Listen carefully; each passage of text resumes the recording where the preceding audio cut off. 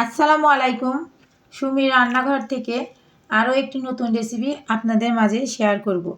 আজকে আপনাদের দেখাবো ছোট ছোট চিংড়ি আর ডাউল দিয়ে কীভাবে আপনারা বাড়িতে বসে বড়া বানিয়ে খেতে পারেন। এই বড়া অনেক সুস্বাদু এবং মজাদার, তাই আর দেরি না করে মূল রেসিপিতে চলে যায়। 1 কাপ মুসুরের ডাল নিয়েছি। ডাউলটা আমি ভিজে রাখবো 5 মিনিট।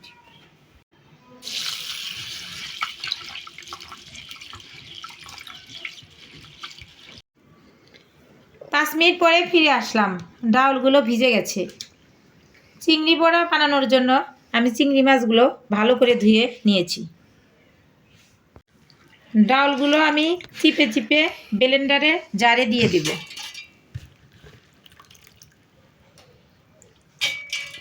ছোট ছোট চিংড়ি মাছগুলো দিয়ে দেব ব্লেন্ডারের জারে ডাউলের সাথে।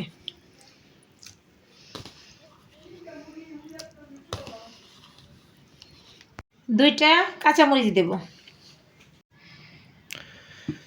ঢাকনা লাগিয়ে ব্লেন্ড করার জন্য। ব্লেন্ড করা হয়ে গেছে, বাটিতে ঢেলে নেব আমি। 1 কাপ পেঁয়াজ দেব। রসুন বাটা 1 চামচ, আদা বাটা 1 চামচ, হলুদের গুঁড়া 1 চামচ,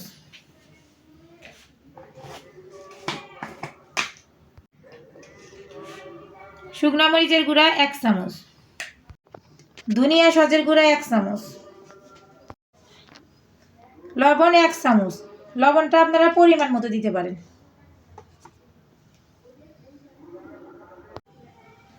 এখন আমি সবগুলো উপকরণ একসাথে মাখিয়ে নেব।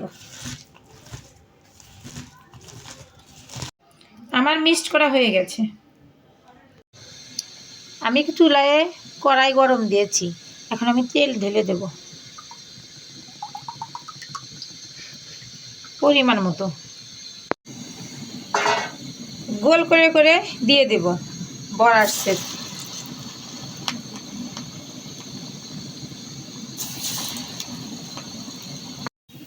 আমি এখন উল্টিয়ে দেব।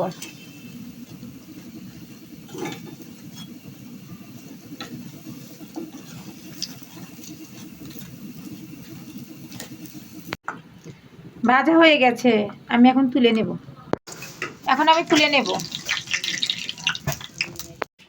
এভাবে আমি সবগুলো ভেজে নেব। সবগুলো আমার চিংড়ির বড়া হয়ে গেছে বানানো। দেখেন কতটা সুন্দর হয়েছে, ভিতরটা কতটা সিদ্ধ আর ভালো হয়েছে।